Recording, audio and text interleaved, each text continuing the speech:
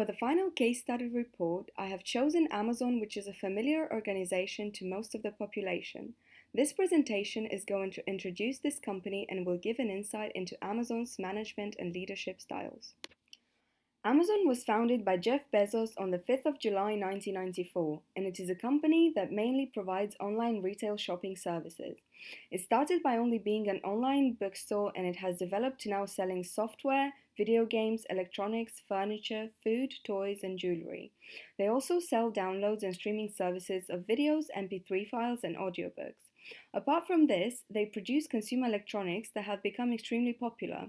Kindle e-readers, Fire tablets, Fire TVs, and the newest addition, Amazon Echo, which is a smart speaker.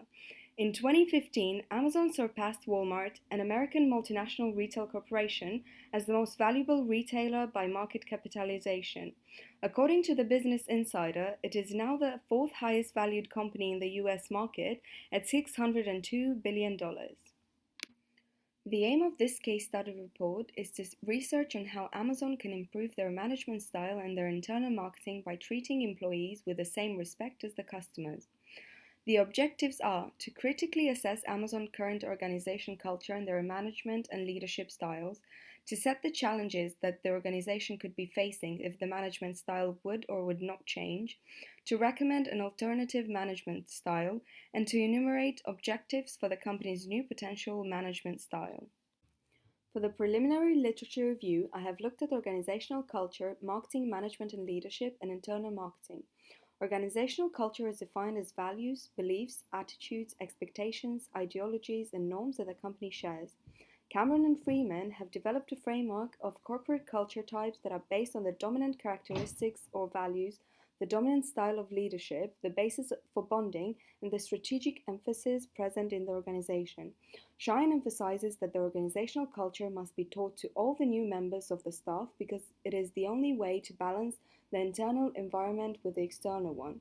According to Deshpande and Webster, culture is not something a company has, it is more about what a company is. One of the first academics who mentioned marketing as a part of leadership was Drucker. He has emphasized that leaders must understand the people they lead, so followers would relate to. Leaders influence the way the organization is seen by their employees, and they are essentially a projection of the brand to customers. Hales describes management as being the capacity to shape and direct the world. A manager is someone that achieves something with the help of their team. Boddy also states that an organization that lacks management is not able to create value for customers, not for employees. Consequently, leadership and management are connected to each other. There is no leader without management skills or a manager without leadership skills.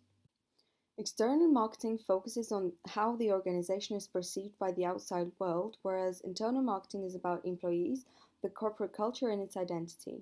Internal marketing should be pursued from the top layer of the organization and delivered to the very bottom of it. This approach means that employees should be viewed as internal customers and jobs as internal products. This way, the organization can create a greater and happier environment for people that serve external customers. Internal marketing can create value in the mind of the external consumer. Amazon's management styles have been lately criticized in the media because of the so-called purposeful Darwinism approach they have been taking. The idea of the purposeful Darwinism is to create a struggle for survival among staff in order for their performance to increase.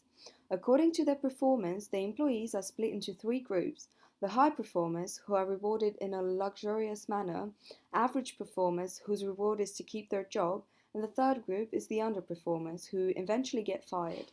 This management style has been also called rank and yang, and The Guardian has described it as a system that can potentially destroy individuals' lives.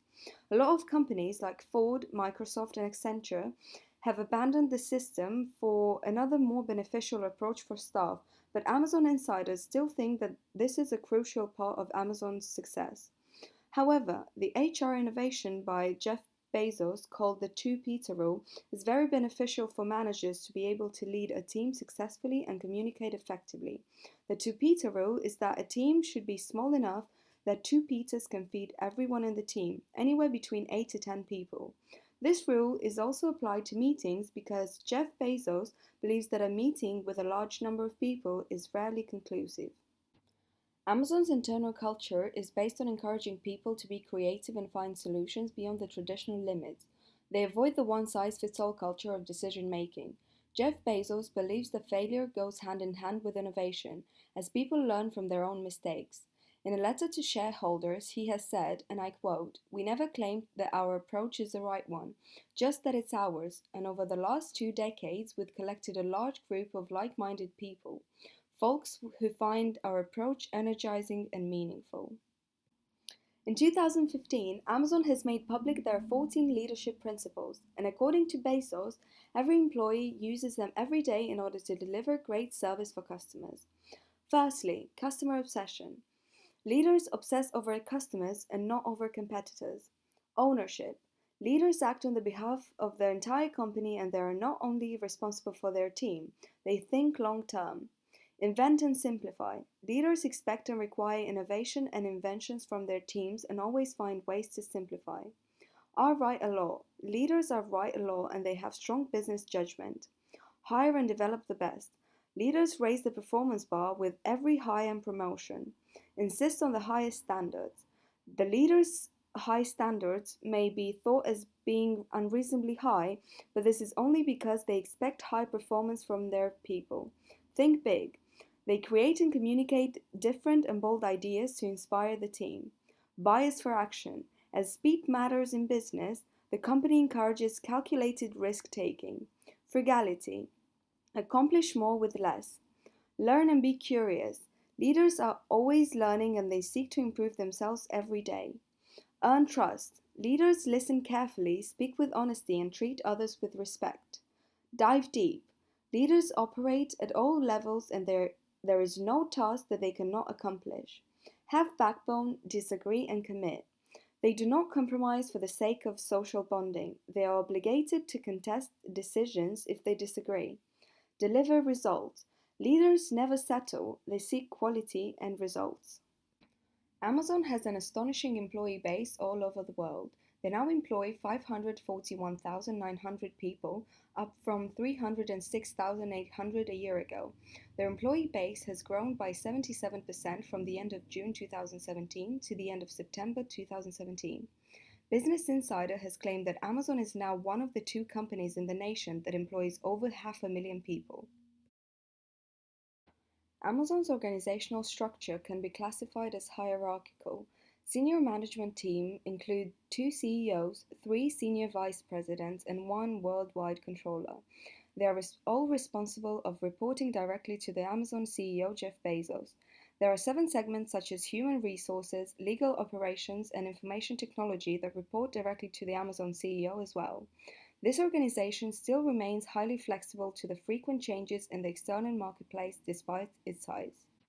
For the research on how Amazon's management style and their internal marketing could impact the future of their external marketing, there will be carried out quantitative research and in particular online questionnaires. Questionnaires are mainly used to get an insight into people's opinions and attitudes.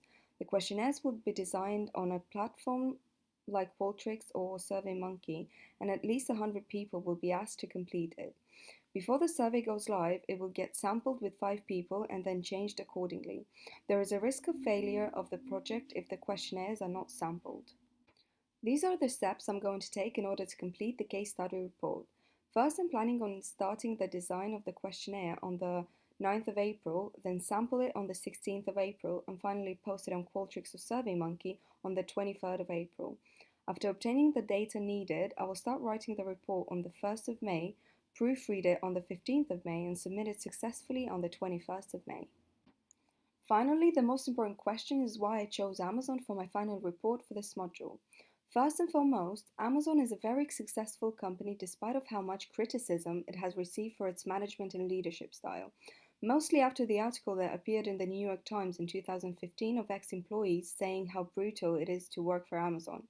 I want to find out more about how Bezos has created this empire and why people still want to work for this company even after finding out how employees are treated. The only thing Amazon needs to do now is to aspire to please staff as much as they please customers.